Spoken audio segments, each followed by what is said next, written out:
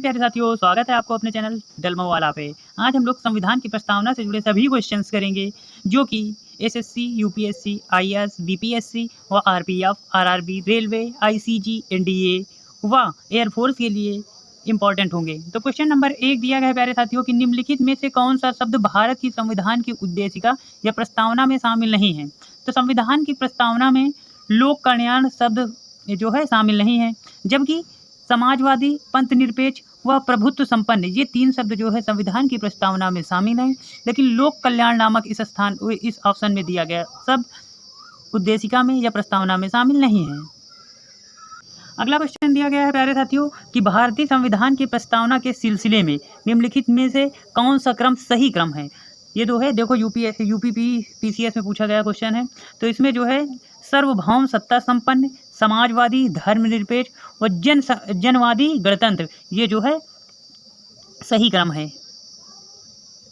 अगला क्वेश्चन दिया गया है कि 42वें संविधान संशोधन अधिनियम 1976 द्वारा प्रस्तावना में कौन सा शब्द नहीं जोड़ा गया है।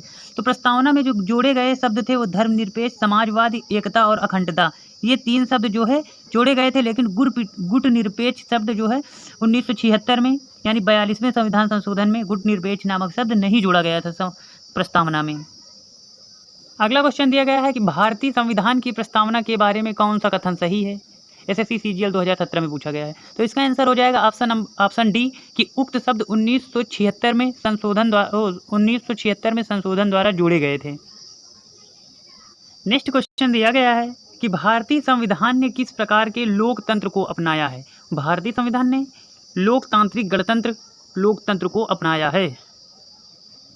अगला क्वेश्चन दिया गया है प्यारे साथियों कि भारतीय संविधान की प्रस्तावना के अनुसार भारत के शासक की सर्वोच्च सत्ता किसमें निहित है। तो सर्वोच्च सत्ता जो है भारत की जनता में निहित है। इसका ऑप्शन बी सही हो जाएगा। नेक्स्ट क्वेश्चन जो है दिया गया है 42वें संविधान संशोधन द्वारा प्रस्तावना में निम्नलिखित में से कौन सा शब्द जोड़ा गया है। प्रस्तावना में जो है ऑप्शन सी नामक समाजवाद शब्द जोड़ा गया है। अगला क्वेश्चन दिया गया है प्यारे साथियों 8 नंबर के भारतीय संविधान की प्रस्तावना में वर्णित लोकतंत्र को किस रूप में स्वीकारा गया है। तो जो है लोकतंत्र को राजनीतिक गणतंत्र, आर्थिक लोकतंत्र व सामाजिक राजतंत्र उपयुक्त तीनों रूप में जो है वर्णित लोकतंत्र के रूप में स्वीकारा गया है प्रस्तावना में। अगला क्वेश्चन दिया गया है कि भारतीय संविधान के किस भाग में स्पष्ट रूप से घोषणा की गई है कि 9वां नंबर क्वेश्चन दिया गया है कि भारतीय संविधान के किस भाग में स्पष्ट रूप से घोषणा की गई है कि भारत एक धर्मनिरपेक्ष राज्य है। तो भारतीय संविधान की प्रस्तावना में यह बात इंगित की गई है कि भारत एक धर्मनिरपेक्ष राज्य है। नेक्स्ट क्वेश्चन जो है दिया गया है कि संविधान की प्रस्तावना में प्रयुक्त शब्द सेकुलर जो है इसका अर्थ क्या होता है। तो इस सेकुलर का अर्थ होता है सभी नागरिकों को धर्म एवं उपासना की स्वतंत्रता है। अगला क्वेश्चन दिया गया है 11 नंबर एमटीएस में एसएससी में पूछा गया है कि भारतीय संविधान की प्रस्तावना में लिखित हम भारत के लोग we the people of India से क्या अर्थ निकलता है। यानी हम भारत के लोग से अर्थ यही निकलता है कि संविधान का निर्माण जो है भारत की जनता द्वारा हुआ है। इसमें इसका आंसर यही हो जाएगा कि संविधान का निर्माण भारत की जनता द्वारा हुई है। अगला क्वेश्चन दिया गया है कि समाजवाद का अर्थ क्या है। यानी समाजवाद का अर्थ क्या है। तो समाजवाद का अर्थ हो जाएगा कि सामाजिक न्याय। नेक्स्ट क्वेश्चन दिया गया है इसमें का कि भारतीय संविधान में समवर्ती सूची किसके संविधान से ली गई है। आरआरबी एनटीपीसी 2016 में पूछा गया क्वेश्चन है कि समवर्ती सूची किसके संविधान से ली गई है। समवर्ती सूची जो है ऑस्ट्रेलिया के संविधान से ली गई है। ये ऑप्शन इसका सही आंसर हो जाएगा। अगला क्वेश्चन जो है दिया गया है भारतीय संविधान की आत्मा किसे कहा जाता है। तो भारतीय संविधान की आत्मा जो है संविधान की प्रस्तावना को भारतीय संविधान की आत्मा कहा जाता है। अगला क्वेश्चन दिया गया है कि भारतीय संविधान की प्रस्तावना पर किस क्रांति का प्रभाव नहीं झलकता है। प्रस्तावना पर जो है चीन की क्रांति 1912 का जो है प्रभाव नहीं झलकता है। नेक्स्ट क्वेश्चन दिया गया है कि संविधान के अंतर्गत भारतीय लोकतंत्र के आदर्शों को हम कहाँ देख सकते हैं। तो भारतीय लोकतंत्र के आदर्शों को हम भारत के संविधान की प्रस्तावना में देखते हैं। नेक्स्ट क्वेश्चन दिया गया है भारतीय संविधान का प्राधिकार स्रोत कौन सा है। तो प्राधिकार स्रोत जो है इसका ऑप्शन ए ऑप्शन सही हो जाएगा। भारत के लोग जो है भारतीय संविधान के प्राधिकार के स्रोत हैं। अगला क्वेश्चन दिया गया है भारतीय संविधान के किस भाग को उसकी आत्मा की आख्या दी गई है या आत्मा का नाम दिया गया है। तो प्रस्तावना को ही जो है भारतीय संविधान की आत्मा कहा गया है? इसका ऑप्शन बी ऑप्शन सही हो जाएगा। अगला क्वेश्चन दिया गया है, संविधान निर्माताओं ने किस पर विशेष ध्यान दिया था? संविधान निर्माताओं ने प्रस्तावना पर विशेष ध्यान दिया था। अगला क्वेश्चन दिया है, भारत को गणतंत्र क्यों कहा जाता है? भारत को गणतंत्र इसलिए कहा जाता है कि यहाँ राज्य का प्रमुख निर्धारित अवधि के लिए निर्वाचित होता है, इसीलिए भारत को गणतंत्र कहा जाता है।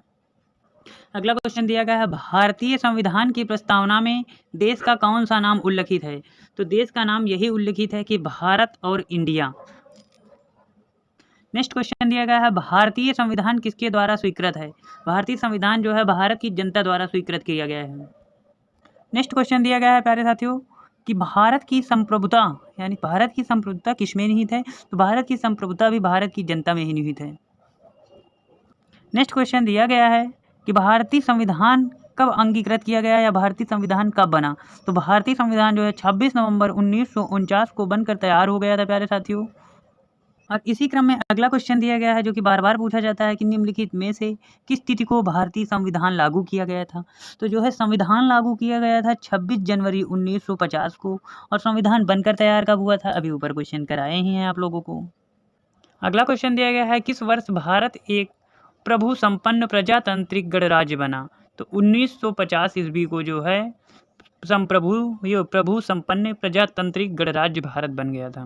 प्यारे साथियों, यदि आपको हमारा वीडियो अच्छा लगता है तो चैनल को जरूर सब्सक्राइब करिएगा और वीडियो को खींच के लाइक करिएगा। नेक्स्ट क्वेश्चन दिया गया है, निम्नलिखित में से वे दो शब्द कौन से हैं जिनका समावेशन 42वें संविधान संशोधन द्वारा संविधान की उद्देशिका में किया गया था? वे शब्द हैं समाजवादी और धर्मनिरपेक्ष, जिनका जो है 42वें संविधान संशोधन द्वारा उद्देशिका में यूज किया गया था।